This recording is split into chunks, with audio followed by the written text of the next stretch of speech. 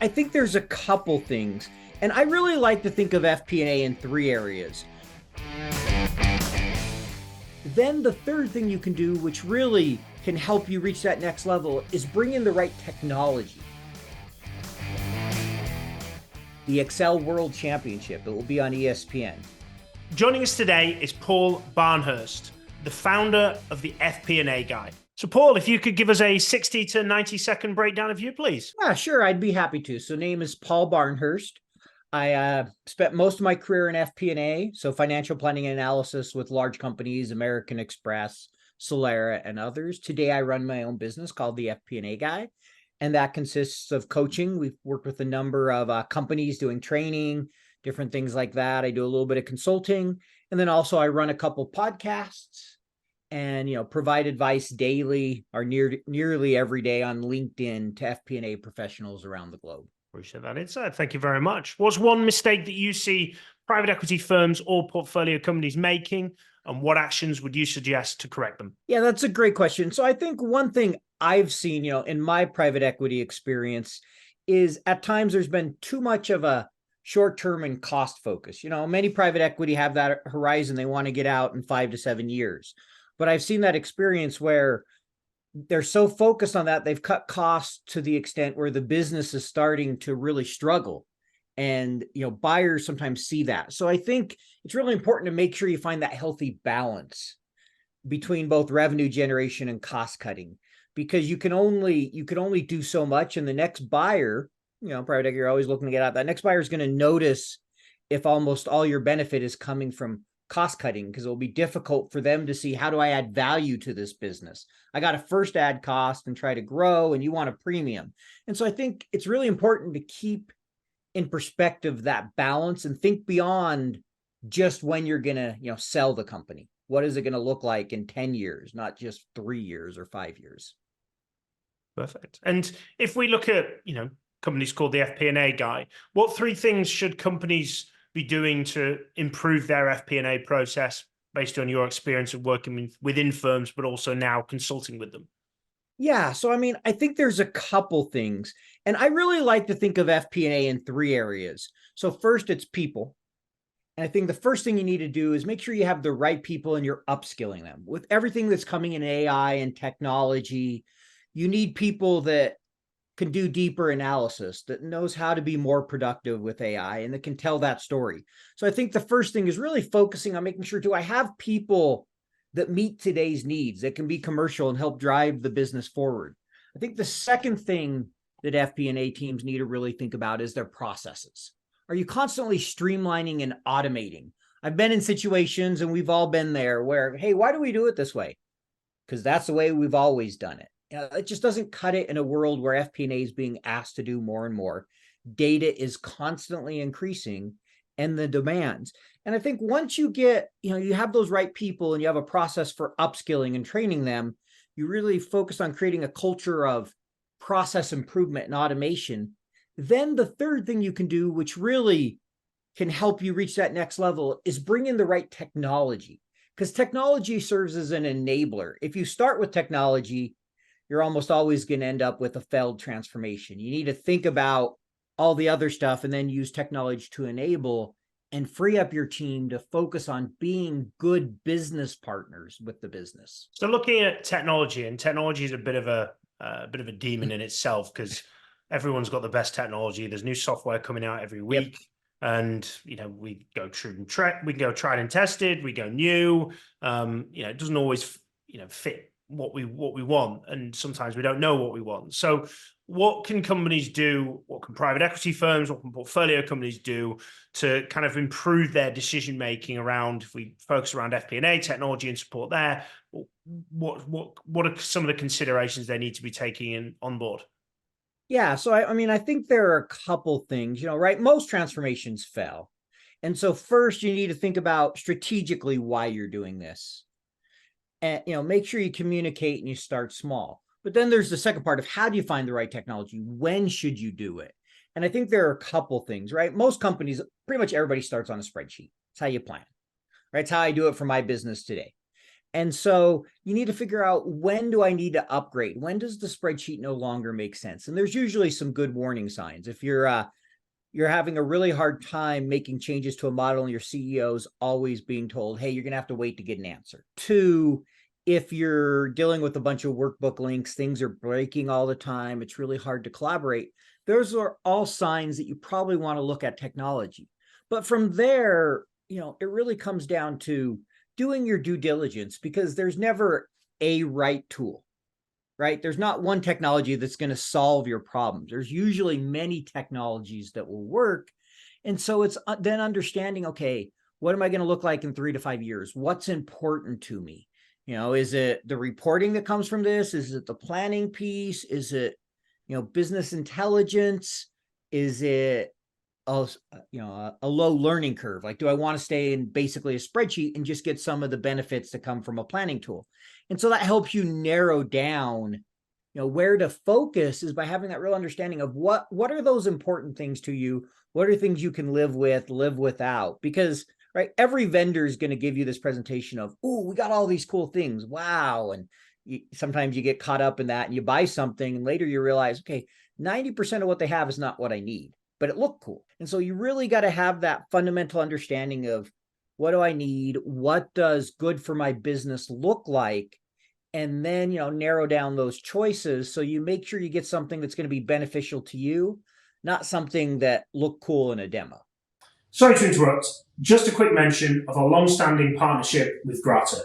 As you will probably know, the private equity scene is constantly evolving, and deal flow is moving now to proprietary and data-driven processes. Grata provides you with the data and information of over 7 million private companies. So if you're looking to improve your proprietary deal flow and improve the data access, then reach out to Grata today. Now back to the podcast. So when you've decided what you want and then you go to market to find that, how do firms, how do companies, how do they decide, how do they shortlist FP&A planning technology? Where do they go to look? Is there anywhere, websites of comparisons? Yeah, so places you would go? It's a great question. I think 90% of people go to others they know or tools they've used in the past, which really limits what's out there. So I have a spreadsheet today with over 140 tools listed on it. This market has seen explosion.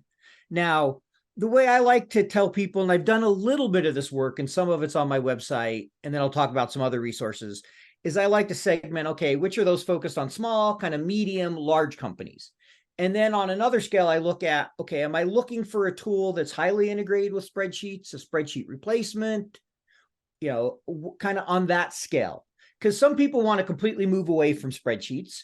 Some people want it to really be a spreadsheet tool. And a lot of people can relate to that because everybody understands a spreadsheet. So that's one way I've tried to kind of segment the market to help people.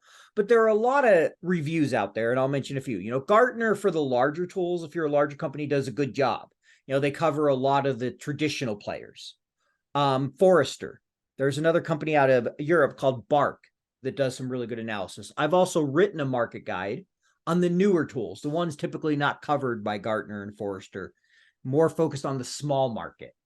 So, and when I say small to medium, some of them may be doing 100 million in revenue. Some may be focused on companies that are in that, 250 less employees type of thing, versus some of these older tools that are focused on the American Expresses, right? The big, huge multinational companies. And so I think looking at those is a good place to start, as well as talking to people. If you have a CFO you trust or some head of FP&A, ask them what tool they're using and how they like it. Because most implementations, our transformations really fail. Most people end up going back to a spreadsheet for some level of their planning. Like, I was on a call the other day, and I won't mention the tool, but like, oh yeah, we have a tool, but we don't like it. We just use it to load our data and that's it. And so I like to call it often a planning tool. If you're not really careful, what it becomes is an expensive data repository / paperweight, so to speak, versus a tool that can help improve your processes and drive efficiency. So you mentioned there, head of FP&A, and that's becoming more common in both private equity firms to assess the portfolio sitting at private equity level, but also within the portfolio companies to reporting to the chief financial officer, supporting that process of looking at the financials in more detail. What are some of the areas within FP&A that you think, well, classic chasing EBITDA, reviewing those details, going, granular on that. But what are some of the areas that you think that FP&A professionals and CFOs should be looking at more that's maybe disregarded because of the focus around an EBITDA element within FP&A? Yeah. So, I mean, I think the first thing to always keep in mind, yes, EBITDA is always important, but you can't cut your way to growth. So you need to take a holistic approach of looking at the P&L. I think an area that is often looked at in a company as a whole that I think finance and FP&A in particular can help facilitate those discussions is pricing. And I'll give an example. A guy who's really big in SaaS did a study where he found the average company spent more time on their janitorial services in a year than they did on their pricing. You just look out at the market, you set it, and you don't worry about it. But the reality is, if you're selling on value and you're thinking strategically, you should be reviewing that regularly. And that's something where finance can really help run the numbers, help you understand the margins, what the impact will be, and help facilitate those discussions with sales and marketing and whoever it may be to raise prices. Because studies have shown that the impact of raising prices is usually much less than the CEO predicts it will be. They always say, oh, we'll lose 30% of our business. In reality, you'll lose 5%, but you increase margins by 10%. So I think it's important to look at pricing, not to say we should be gouging our customers and everybody should, seek some unrealistic price, but often we have pricing that doesn't reflect the value you're providing the customer. Like I worked for a company that was private equity, and our CEO at the time had this method he called 4-to-1, 8-to-1. And we had to look at every deal. And if we were providing less than $4 of value for every $1 we cost, we would try to increase price. If they were getting more than $8, we'd not increase price, but increase the product to give more value. If it was greater than 8, then we tried to increase the price because he wanted to keep that kind of range for the value. And not saying it should be that strict, but that method really helped us think about what's the value, does our pricing make sense? It's interesting, certainly very interesting on the process of pricing, and it's something I think a lot of companies don't look at. What I tend to hear from turnaround type organizations and distressed businesses is there's a huge focus on a lot of these metrics and drilling into that detail. But when it comes to a growth organization, again, it kind of comes to top line metrics, and the remainder is a little bit forgotten about. Agreed. And so that's why I think one area, there's others, but I think pricing is one that is often just overlooked.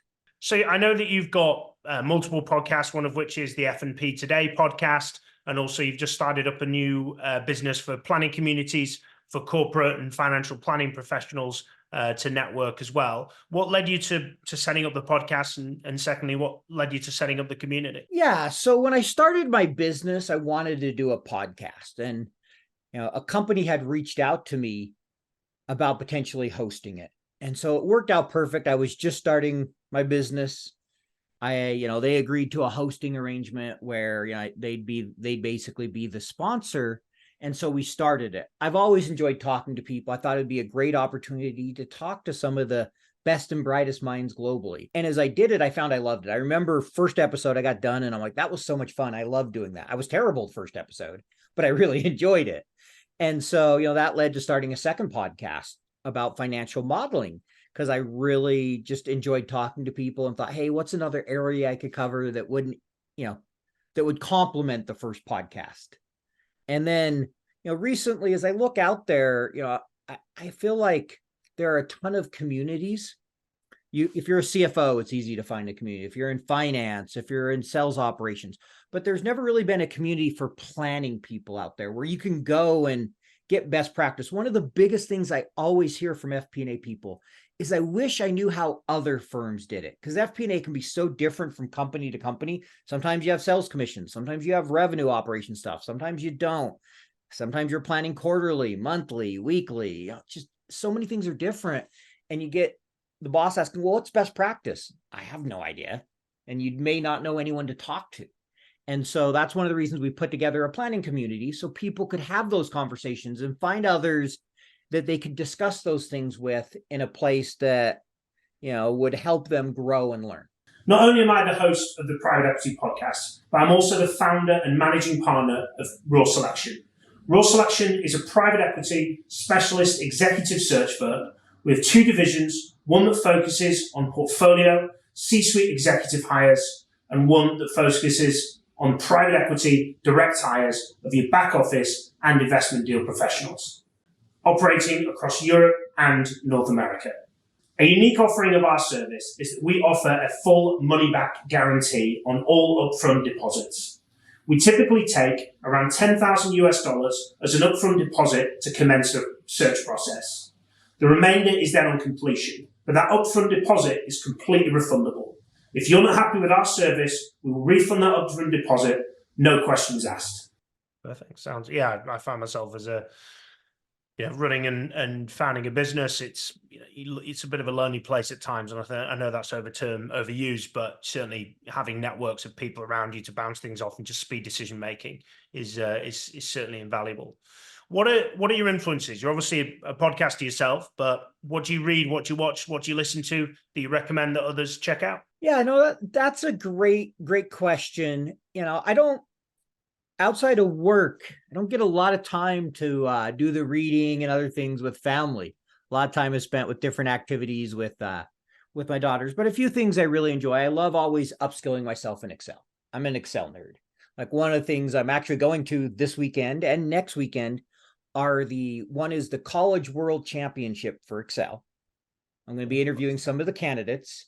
And then the next weekend, I'm going to Vegas. It's being held in a HyperX gaming arena, the Excel World Championship. It will be on ESPN. So that's one I've been getting into lately, and I'm hoping to compete some next year with no illusions of grandeur. I did it once this last year and I got annihilated, but it helps me get better, and I like learning Excel. So that's one thing. Then beyond that, I enjoy reading from time to time, different business books.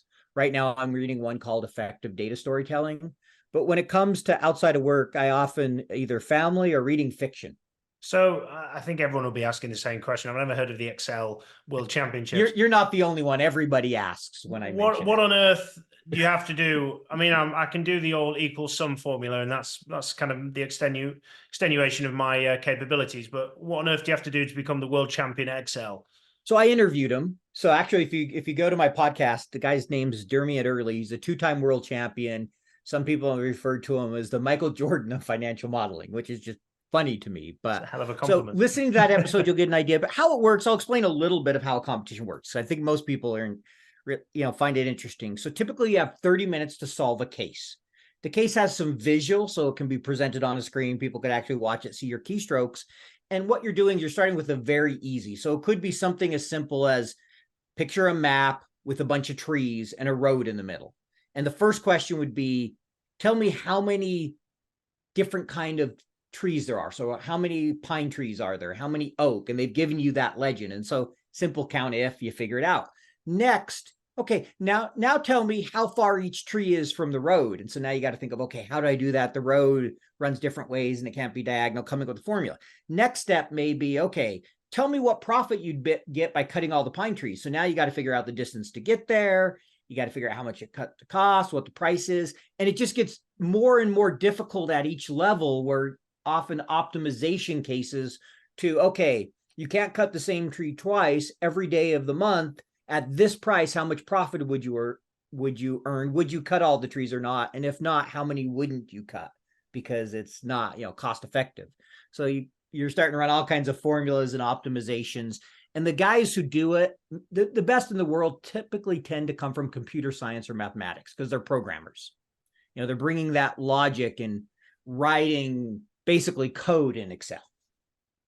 It won't be something I'll be entering. I would be absolutely no good at that, Paul, but I do wish you all the... I'm not good at it, but it makes me a lot better at Excel. And I found it fun. I did it once. And like I said, I was last place for, I think, 29 of the 30 minutes. At the very beginning, I was in second for about 30 seconds. Then I dropped to the end and stayed there. So Fair enough. Well, I hope you fare better on the next occasion. So, Paul, if anybody wishes to reach out to you, how best do they get in touch, please? Yeah, the best way to reach out to me, you can find me on LinkedIn or my website, thefpnaguy.com. Those are probably the easiest and best two ways to reach out to me. Excellent. Well, thank you very much for joining us, Paul.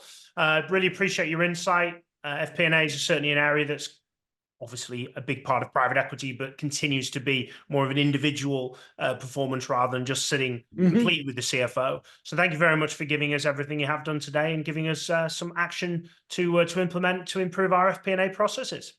Yeah, thanks for having me, Alex. Enjoyed being on the show and enjoy what you're doing for the private equity space. Appreciate that. So, and as always, thank you very much for everybody who's tuned in today to listen to the private equity podcast with Raw Selection. Should you ever need private equity professional hiring or portfolio executive appointments across Europe and North America, then please do reach out to us at Raw Selection. If you've not already done so, the podcast now comes out every week. So please do subscribe and you'll be notified of next week's podcast. But till the next time, keep smashing it. And thank you very much for listening.